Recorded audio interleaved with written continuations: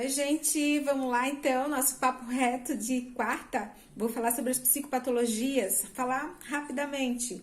Tudo que for falar, gente, é com base na teoria de Paulo Dalgalarrondo, que é um médico psiquiatra que estudou muito sobre saúde mental, tem muitos escritos, muitos livros a respeito disso, é em cima dele que a gente estudou na faculdade também.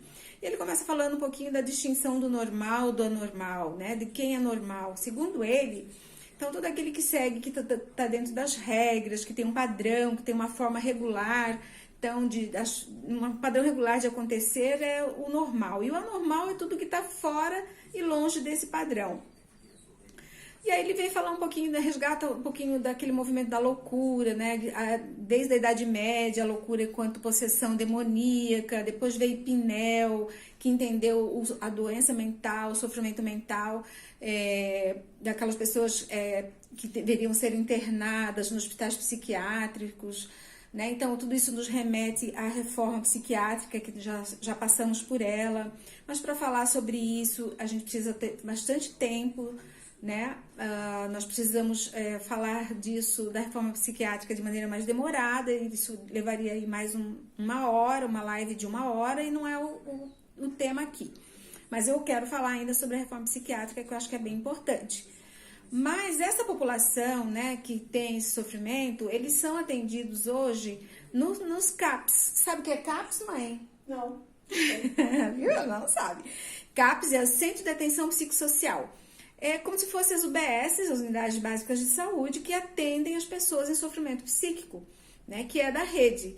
Então, assim, pensar em políticas públicas, né, que são importantes para fortalecer o CAPS, porque ali no CAPS você tem profissionais das diversas áreas, né, então tem, meu celular está caindo aqui, tem a psiquiatria, tem a enfermagem, tem assistente social, então tem profissionais de diversas áreas para olhar para esse sujeito, entendendo o sofrimento dele. Eu vou botar um livro aqui para parar o celular.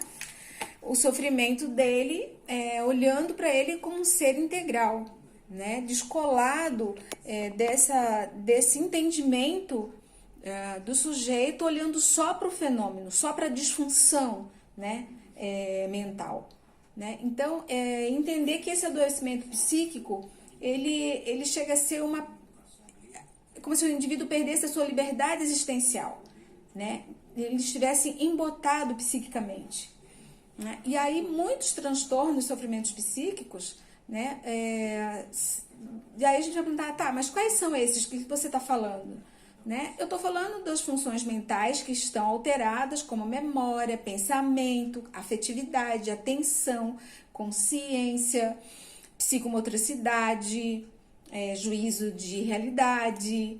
Então, são os fenômenos do eu, são fenômenos que não atuam sozinhos, de modo isolado, né? São fenômenos que nós, da psicologia, nós estudamos em separado para entender como que o sujeito se apresenta, como que ele expressa esse sintoma, né? Mas dentro de um contexto desse humano, né? Olhando para o fenômeno, mas não fazendo uma análise só do fenômeno, mas fazendo uma análise desse ser humano inserido num contexto, o sujeito em situação, né?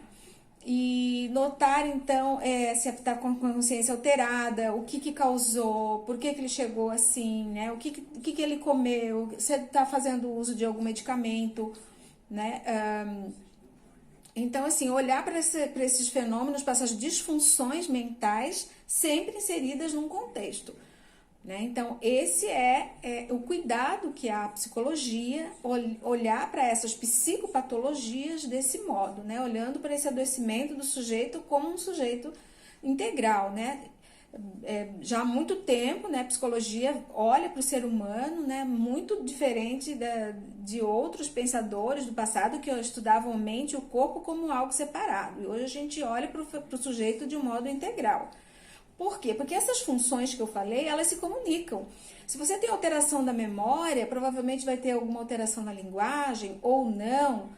Mas, enfim, Dalgalarrondo é um dos que diz que, assim, que as nossas funções psíquicas, elas não são como um mosaico, que são uma junção de peças. Elas são ligadas, elas estão interligadas, né, de modo integral mesmo, né, e atinge, né, o modo de existir desse indivíduo de maneira integral.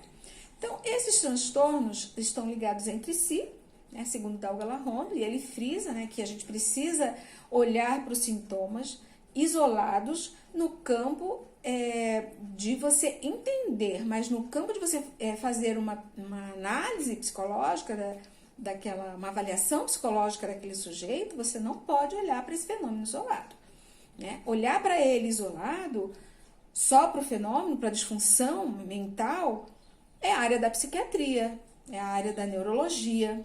Mas assim, o nosso campo de estudo da psicologia é olhar esses transtornos como uma psicopatologia, né? Tipo alucinação, né? Provocada por uma alimentação, é bem diferente de uma alucinação de uma pessoa que é esquizofrênica, por exemplo, né? O cansaço mental, né? Ele pode provocar uma alucinação, que é diferente de uma alucinação de quem teve um problema alimentar, por exemplo. Então, tudo isso a gente precisa olhar, sempre olhando esse sujeito inserido num contexto, né? E aí, assim, uma coisa interessante, por exemplo, as pessoas confundem muito alucinação com delírio, né? Então, alguém sabe aí qual a diferença? Você sabe, mãe, qual que é a diferença da alucinação para delírio? Não. Já vou falar. Dalgal-Larrondo fala assim, ó, que a alucinação, ela é alterações da sensopercepção, né? Então, ela é uma alteração visual, auditiva, tátil, né, olfativa. Então, assim, a pessoa ouve vozes, né, vê alguém atrás da cortina, né, acredita que tem alguém atrás da cortina, então tá com umas alucinações, né? Então, isso é diferente.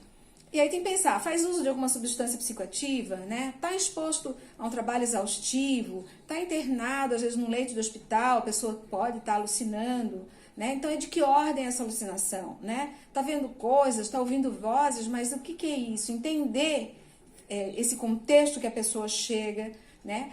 Por exemplo, o delírio. O delírio são crenças onde a pessoa ele acredita real que tem alguém, por exemplo, a crença persecutória, ele acredita que ele está sendo perseguido por alguém, que tem alguém perseguindo ele, que alguém quer prejudicar ele, que alguém quer matá-lo.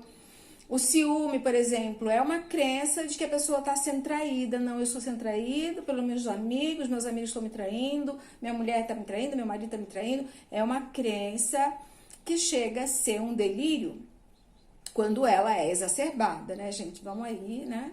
Então, assim, tem um juízo falso da realidade, né? A pessoa acredita muito naquilo. Então, isso é um delírio, por exemplo, né? Essa crença persecutória, ela é bastante comum.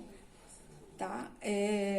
E aí, o que mais que ele fala, né? Assim, então, basicamente é isso. Você olhar para esses fenômenos, para essas disfunções, mas sempre olhando o contexto, porque senão você vai cometer uma violência, né, com esse sujeito, porque chega a ser um grande equívoco, né? E a psicologia não está para isso, a psicologia, muito pelo contrário, está para olhar para o sujeito de modo integral, entendendo a sua história de vida, como ele chega até você, para você poder fazer uma análise por inteiro, né? E eu quero mostrar para vocês aqui o CID-10. Ai, aqui o meu celular vai cair. A gente estuda ele inteiro na faculdade, gente, olha, tá vendo? O CID-10 já tem acho que nova edição, já que estão incluídos aqui outros transtornos, por exemplo, da atualidade, que são transtornos das pessoas, por exemplo, que fazem uso da internet por muito tempo, né, das TICs, né, das redes sociais. Então, isso já está no novo CID, tá? Esse CID-10 aqui é o mais antiguinho, mas ele tem todos os transtornos aqui. E assim, ó, mais cedo ou mais tarde, alguém já apresentou ou vai apresentar algum sintoma do que está aqui, tá? Mas isso não faz de nós doentes mentais. Isso não faz de nós pessoas com transtornos mentais, né? Alguém já passou por um episódio depressivo, já teve fobia de alguma coisa, por exemplo, eu tenho fobia de barata, morro de medo de barata. Isso não faz de mim, não me coloca aqui como um transtorno, né? Agora, se o medo de barata for inviabilizador a ponto de eu não conseguir fazer as coisas, inviabilizar o meu dia, né? Então, aí pode ser que eu precise de uma análise mais detalhada, né? De uma avaliação para poder enxergar, né? Por onde passa essa minha fobia, para que isso não inviabilize o meu modo de ser e a minha existência, né? Então, aqui tem todos os transtornos: afetivo, bipolar, transtorno de ansiedade generalizada, tem transtornos depressivos, tem compulsão alimentar, tem toque obsessivo compulsivo, tem Guillain-Barré, tem esquizofrenia. Gente, tem tudo nesse livro. A gente estudou ele muito na faculdade. Psicopatologia foi uma das disciplinas mais densas que nós tivemos, mas é fundamental para a psicologia poder entender esses transtornos, para poder reconhecer numa avaliação psicológica em que lugar esse sujeito está quando apresenta determinados episódios depressivos, né, ou de mania. Então, o bipolar, né, tá lá em cima, a hora tá lá em cima, a hora tá lá embaixo. Então, entender como é que isso se manifesta nos sujeitos, né, e reconhecendo a sua história e fazendo uma análise aí dele por inteiro. Então, o meu recadinho era esse. Se você gostou, se você tem algum transtorno desses que eu falei, que você conhece alguém ou gostaria de saber mais, né? E aí eu vou deixar uma caixinha ali, vou depois fazer uma caixinha dessas aqui do Instagram.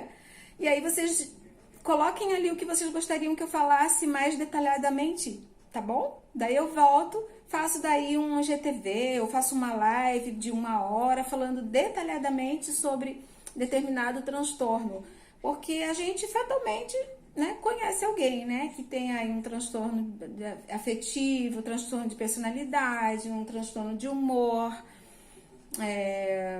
enfim, são infinitos, e são muito comuns, né, acontecem muito, assim. O Brasil, ele é o 5º país mais ocorrência de depressão e ansiedade, por exemplo, né? Então, são fenômenos que a gente precisa olhar de perto, saber, entender, né, o que é que está nos causando.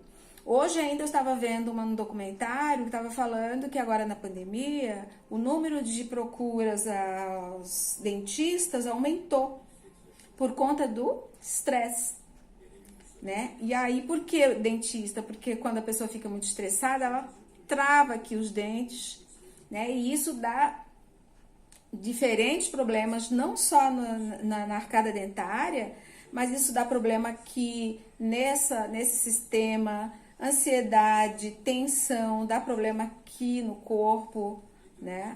Então, nós somos seres integrais. Quando a gente